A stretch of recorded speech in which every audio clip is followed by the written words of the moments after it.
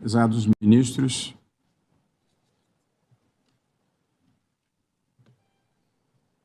leio um breve pronunciamento para o tribunal que intitulei o Supremo Tribunal Federal e a defesa da institucionalidade.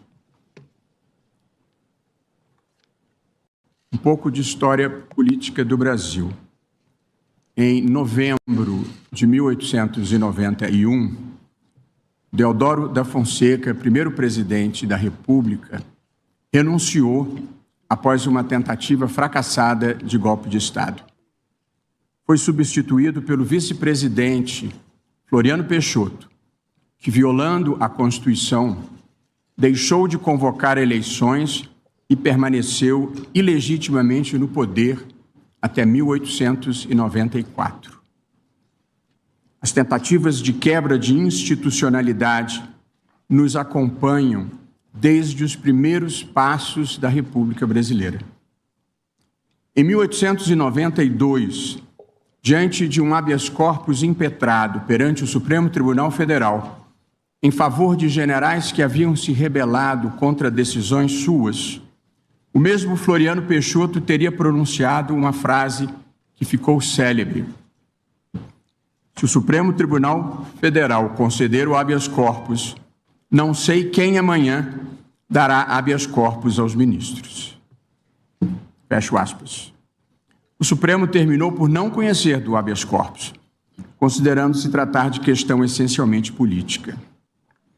Esses episódios que eu acabo de descrever revelam três facetas da história constitucional e republicana brasileira: presidentes autoritários, militares envolvidos em política e ameaças ao Supremo Tribunal Federal.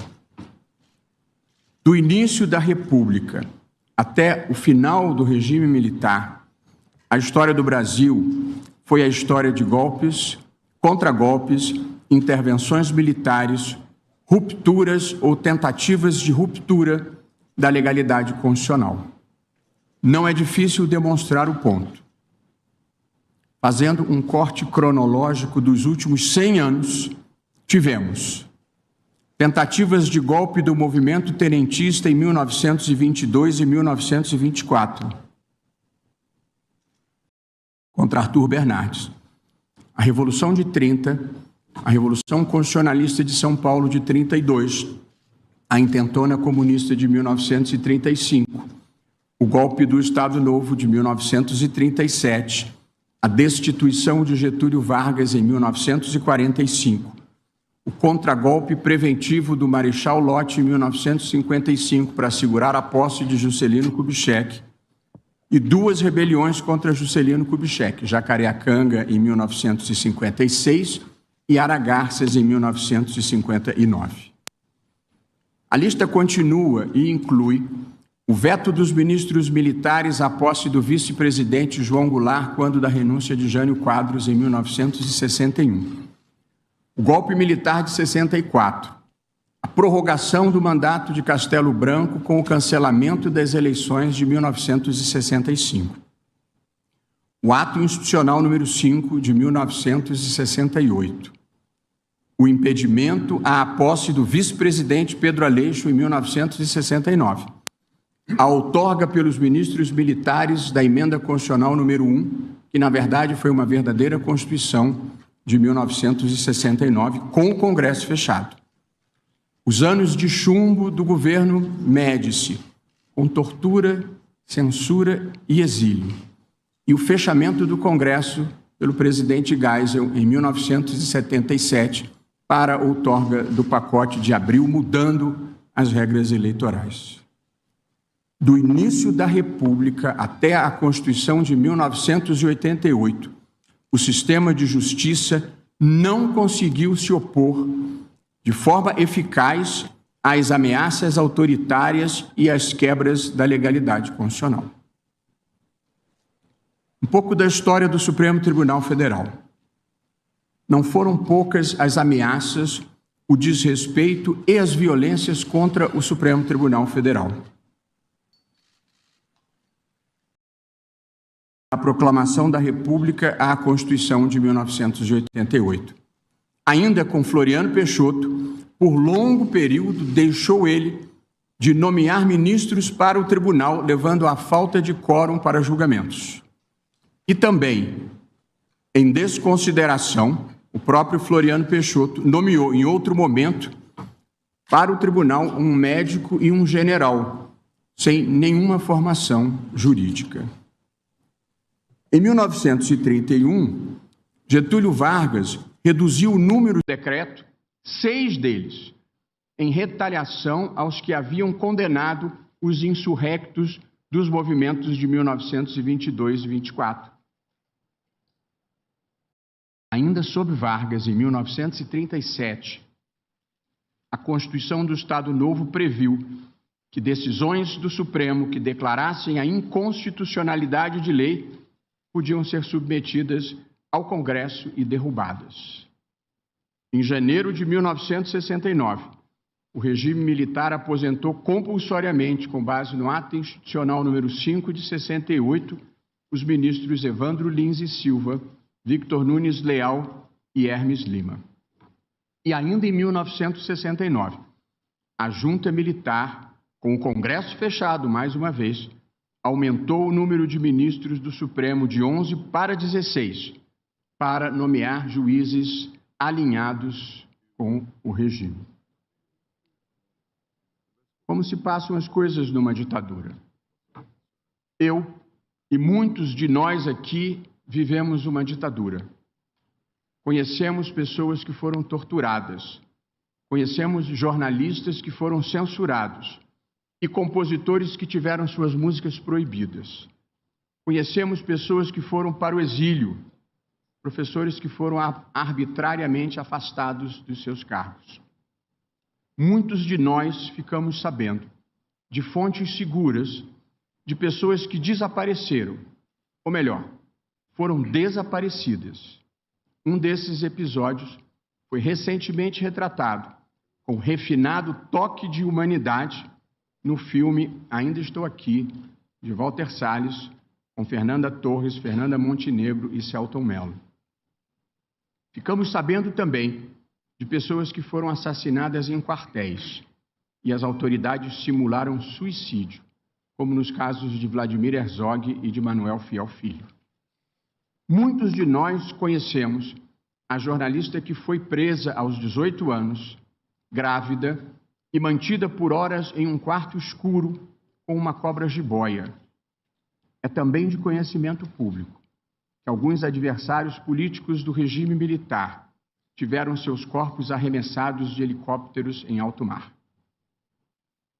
Todos nós acompanhamos ou estudamos o atentado do Rio Centro, em 1981, quando integrantes dos purões da ditadura pretendiam explodir bombas durante um show de música popular brasileira, com a presença de milhares de jovens. E quando, por trapaça da sorte, a bomba que atingiria o público atingiu os próprios terroristas, a investigação levada a efeito foi uma constrangedora falsificação da verdade. Nós vivemos uma ditadura. Ninguém me contou. Eu estava lá. E por isso, para mim, para muitos de nós, para a nossa geração, o constitucionalismo e a democracia são tão importantes. Eles são o antídoto contra tudo isso que eu descrevi. Todas as pessoas têm em si o bem e o mal. O processo civilizatório existe para reprimir o mal e potencializar o bem. As ditaduras frequentemente fazem o contrário. A Constituição de 1988. A Constituição de 1988, no entanto, tem proporcionado ao país o mais longo período de estabilidade institucional da nossa história republicana. E não foram tempos banais. Tivemos 2 impeachments de presidente da República, um deles bastante controvertido. Tivemos hiperinflação, planos econômicos fracassados e escândalos de corrupção. Tivemos hiperinflação, mas ninguém, diante de todas essas vicissitudes, cogitou em qualquer momento de uma solução que não fosse o respeito à legalidade constitucional. nós superamos os ciclos do atraso. E o nosso papel aqui no Supremo Tribunal Federal é o de impedir a volta ao passado. O que aconteceu entre nós? Nos últimos anos, a partir de 2019,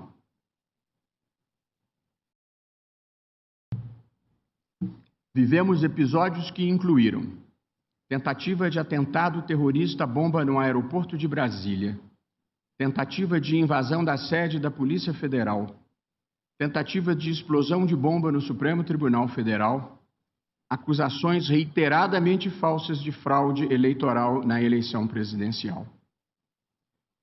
Também houve mudança de relatório das Forças Armadas, que havia concluído pela ausência de qualquer tipo de fraude nas urnas eletrônicas.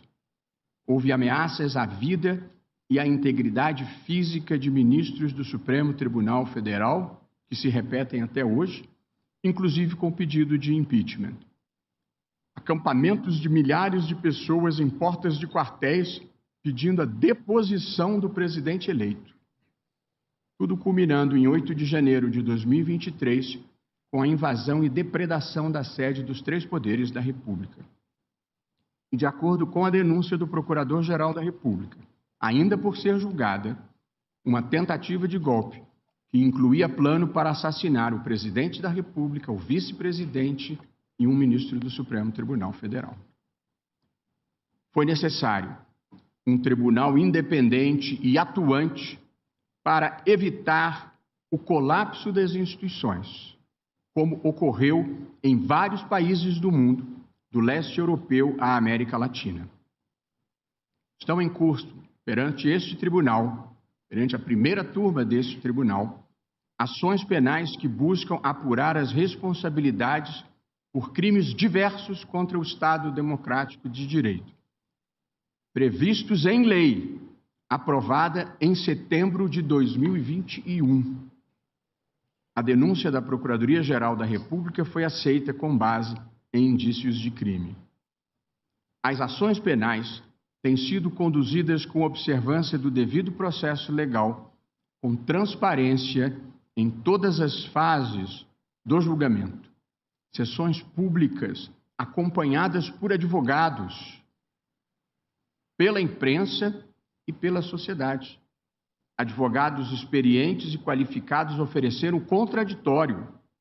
Há nos autos confissões, áudios, vídeos, textos e outras provas que visam documentar os fatos.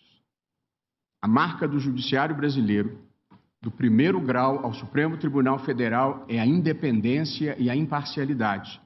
Todos os réus serão julgados com base nas provas produzidas, sem qualquer tipo de interferência, venha de onde vier. Faz-se aqui o reconhecimento ao relator das diversas ações penais, ministro Alexandre de Moraes, com inexcedível empenho, bravura e custos pessoais elevados, conduziu ele as apurações e os processos relacionados aos fatos acima descritos. Nem todos compreendem os riscos que o país correu e a importância de uma atuação firme e rigorosa, mas sempre dentro do devido processo legal. Em contraste com um passado que nem vai tão longe, cabe registrar aqui: não houve nenhum desaparecido, ninguém torturado, nenhuma acusação sem prova. A imprensa inteiramente livre. As plataformas digitais com regulação equilibrada, que exclui apenas a prática de crimes e de atos ilícitos. Conclusão. Nós somos um dos poucos casos no mundo em que um tribunal, ao lado da sociedade civil, da imprensa e de parte da classe política, da maior parte da classe política, conseguiu evitar uma grave erosão democrática, sem nenhum abalo às instituições. Em meio a muita incompreensão, contribuímos decisivamente para preservar a democracia. E como gosto sempre de lembrar, a democracia tem lugar para todos, conservadores, liberais e progressistas. Ninguém tem o monopólio da virtude e ninguém tem o monopólio do amor ao Brasil. Quem ganha as eleições, leva. Quem perde, pode tentar ganhar nas eleições seguintes. E quem quer que ganhe, precisa respeitar as regras do jogo e os direitos fundamentais de todos. Isso é que é uma democracia constitucional. Essa é a nossa causa, essa é a nossa fé racional. E como toda fé sinceramente cultivada, não pode ser negociada. Obrigado pela atenção.